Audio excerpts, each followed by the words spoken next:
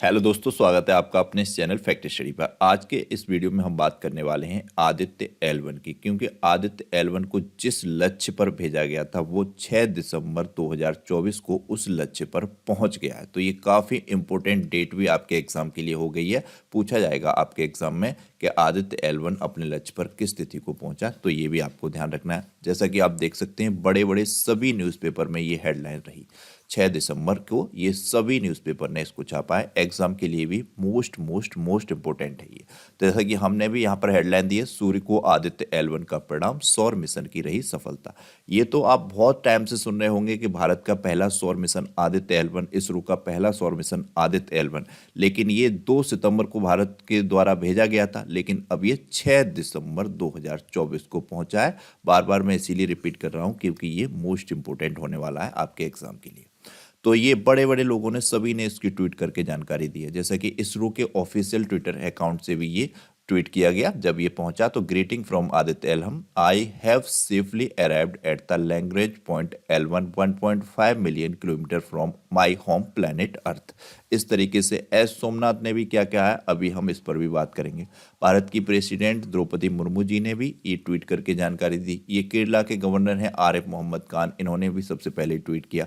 प्रधानमंत्री मोदी जी ने भी ट्वीट किया। इनकी ट्वीट को मैंने यहाँ पर हिंदी में कन्वर्ट कर दिया है, इसको भी हम बताएंगे। काफ़ी इंपॉर्टेंट है और सभी चीज़ों पर बात करेंगे। हेलो ऑर्बिट बहुत इंपॉर्टेंट था, इसकी साइंटिस्टों को सबसे ज़्यादा चिंता थी, तो उस पर भी बात करेंगे। हेलो ऑर्बिट क्या है, तो जैसा कि यहाँ पर हमने ऐड किया है, चंद्रयान 3 की सफलता के बाद 6 जनवरी को भारत का पहला सोलर मिशन आदित्य L1 शाम 4 बजे के करीब अपने लक्ष्य पर पहुंच गया।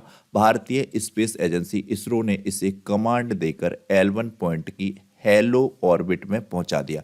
इसका हेलो ऑर्बिट में पहुंचना मोस्ट इंपोर्टेंट था। L1 पॉइंट के चारों ओर ये कि हेलो ऑर्बिट है, इसमें इसका पहुंचना सबसे ज़्यादा इंपॉर्टेंट था। यान को पृथ्वी से लगभग 15 लाख किलोमीटर दूर सूर्य पृथ्वी प्रणाली में लैग्रेंज पॉइंट 1 L1 के आसपास एक प्रभामंडल कक्षा में स्थापित किया गया है। ये प्रभामंडल कक्षा ही हेलो ऑर्बिट है। इस तरह 2 सितंबर 2023 को ये आंध्र प्रदेश के श्रीहरिकोटा से सूर्य की ओर शुरू किया गया था। 2 सितंबर को गया था, तो आप देख सकते हैं लगभग 4 महीने पूरे कंप्लीट करने के बाद लगभग ये 6 तारीख को पहुंचा है। तो इसके 126 दिन हो गए तब ये सूर्य तक पहुंचा है। अंदाजा लगा सकते हैं पृथ्वी और सूर्य की दूरी कितनी है। उसके बावजूद भी ये अभी सूर्य से मात्र, जितनी पृथ्वी और सूर्य की दूरी है उसका 1% दूरी तय की है इसने पृथ्वी से, तब ये वहां तक पहुंचा है। इसको भी अभी समझेंगे। अगली इमेज जो मैंने ऐड की है इसी से रिलेटेड है। तो 15 लाख किलोमीटर की यह यात्रा अपने मुकाम पर पहुंच गई है। जहां पर साइंटिस्ट इसको भेजना चाहते थे वहां पर पहुंच गया है। इस इमेज में आप देख सकते हैं, ये सूर्य है, ये पृथ्वी है, और जो ये है L1 पॉइंट है, इसी के चारों ओर है हेलो ऑर्बिट।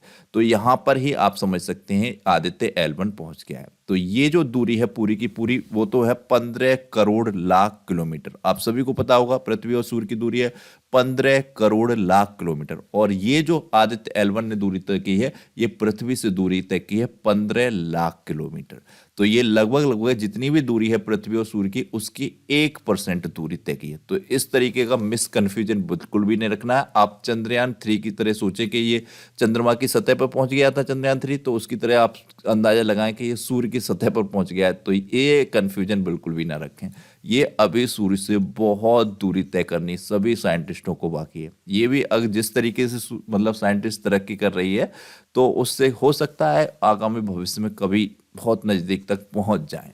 तो ये जो पहुंचा है, ये यहां पर पहुंचा है आदित्य L1 15 लाख किलोमीटर पर, सूर्य की जितनी दूरी है।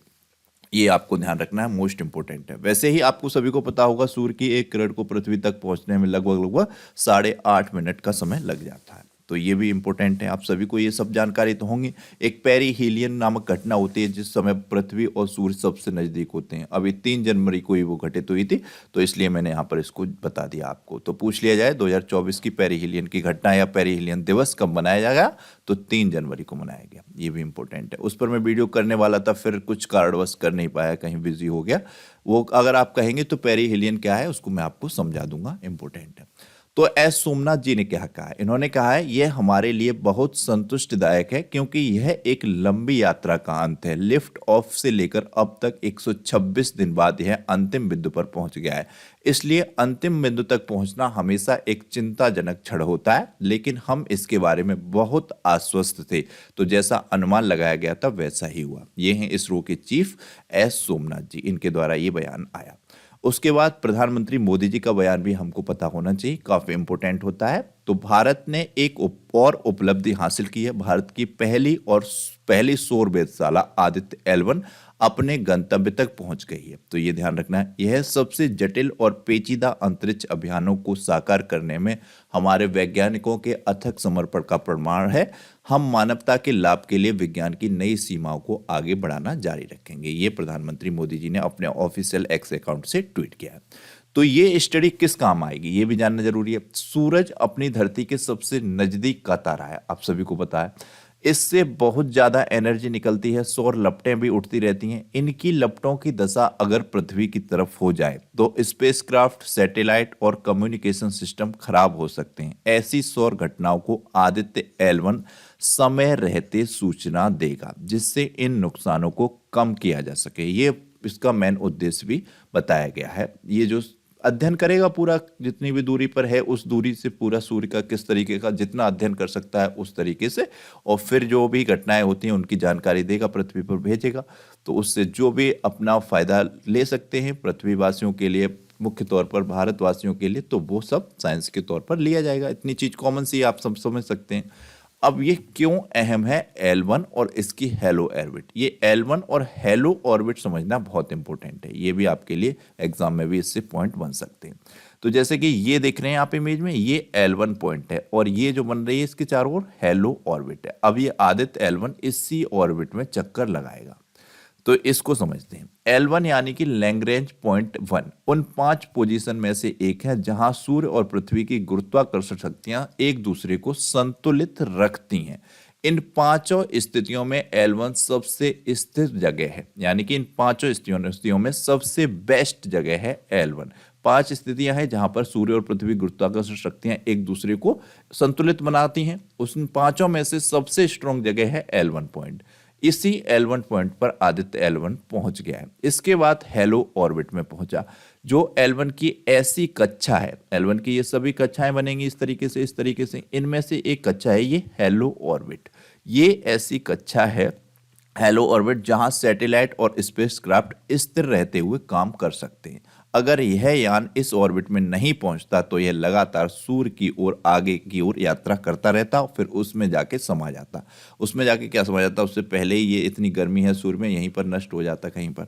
तो ये आपको समझ में आ गया। हेलो ऑर्बिट से आदित्य विभिन्न कोणों पर सूर्य की स्टडी कर सकेगा। यहाँ ग्रहण की बाधा भी नहीं पड़ती है। L1 पॉइंट पर या हेलो ऑर्बिट में किसी प्रकार की कोई ग्रहण की बाधा नहीं पड़ती है, ये आपको ध्यान रखना है। तो यहाँ पर सबसे अच्छी जगह है सूर्य की स्टडी करने के लिए, यहाँ समझ सकते हैं, क्योंकि यह ऑर्बिट L1 पॉइंट के इर्द गिर्द उसी तरीके से चक्कर लगाता है जैसे धरती सूर्य की चारों ओर घूमती है।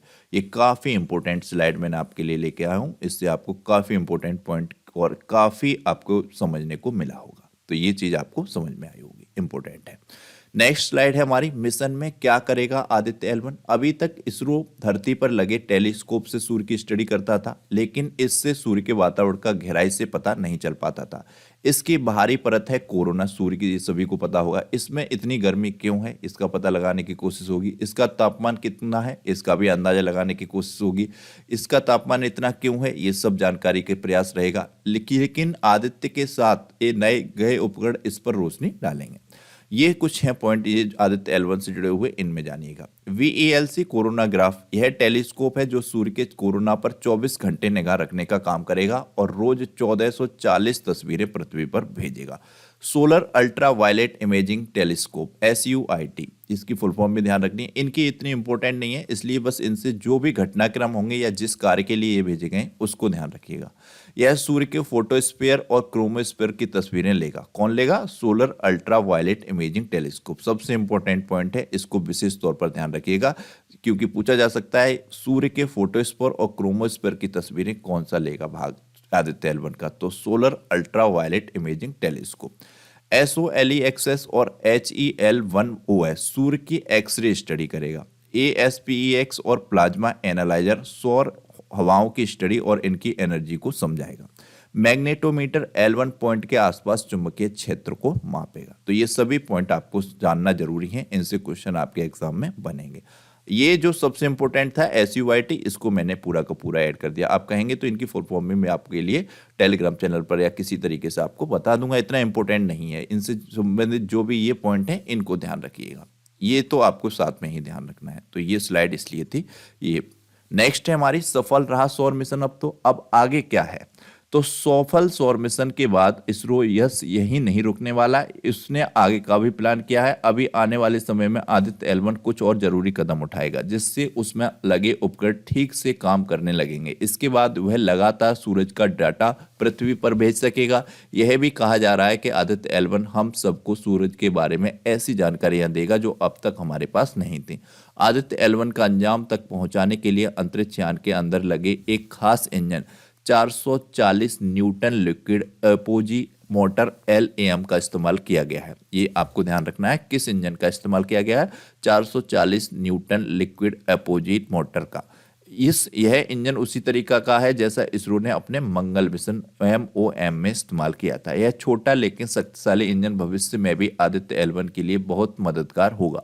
8 22 न्यूटन थ्रस्टर और 4 10 न्यूटन थ्रस्टर्स के साथ मिलकर यह इंजन अंतरिक्ष यान को सही दिशा में रखने और कक्षा में बनाए रखने में महत्वपूर्ण भूमिका निभाएगा। यह एक किले की तरह काम करेगा जो आदित्य L1 को और सूर्य पर अपना ध्यान केंद्रित करने में मदद करेगा। आदित्य L1 अपने मुख्य मिशन की शुरुआत करेगा। वह लगातार सूर्य का अध्ययन करेगा, उसके रहस्यों को दुनिया के सामने लाएगा और हमें उसके बारे में और अधिक जानकारी देगा। तो ये जब इतनी जानकारी आएगी तो उसके बाद बहुत ही आमूलचूल साइंस में भी परिवर्तन आएंगे। इसरो भी अपनी स्टडी के माध्यम से देश दुनिया में अपनी एक पहचान वैसे ही है और आगे भी बनाएगा। तो ये था आदित्य L1 के पहुंचने का पूरा घटनाक्रम। किस तरीके से आपके एग्जाम के लिए इंपॉर्टेंट था उसको जाना, क्या क्या ये ट्वीट थे प्रधानमंत्री मोदी जी के या सोमनाथ जी का क्या बयान था, इस सभी चीज को जाना हमने। काफी इंपॉर्टेंट वीडियो था। आपको ये वीडियो कैसा लगा प्लीज कमेंट बॉक्स में बताइएगा, और मेरी आपसे उम्मीद है आप वीडियो को ज्यादा से ज्यादा लाइक और शेयर कीजिएगा। एक क्वेश्चन यहाँ पर हमने ऐड किया है, मोस्ट इंपोर्टेंट क्वेश्चन है, आपके एग्जाम में पूछे जाने की पूरी संभावना है। इसरो द्वारा वर्ष 2024 का पहला मिशन कौन सा लॉन्च किया गया? वेरी इंपोर्टेंट क्वेश्चन है, मोस्ट इंपोर्टेंट क्वेश्चन। 4 ऑप्शन दिए गए हैं, इस पर मैंने वीडियो भी किया था पूरा का पूरा, उस वीडियो को नहीं देखा है प्लीज देखिएगा, समझ में आएंगी काफी चीजें। तो इस क्वेश्चन का आंसर जरूर कीजिएगा, राइट या रॉन्ग जो भी आपको आता है आंसर कीजिएगा। राइट आंसर होगा थम्स अप करके बताऊंगा आपका आंसर राइट है, रॉन्ग होगा तो रिप्लाई में आपको राइट आंसर भी बताऊंगा। तो चैनल को अब तक सब्सक्राइब नहीं किया प्लीज सब्सक्राइब कर लीजिएगा, बेल आइकन को प्रेस कर लीजिएगा। Thank you so much.